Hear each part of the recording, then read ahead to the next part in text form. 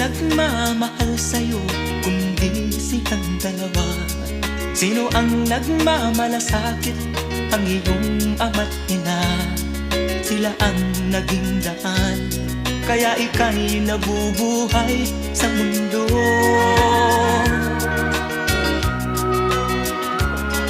Ano man ang mangyari, hindi sila magbabago. Ang mga magulang mo'y laging nagmamahal sa'yo. Kahit na nasasaktan, kahit na sila'y di mo pinapansin.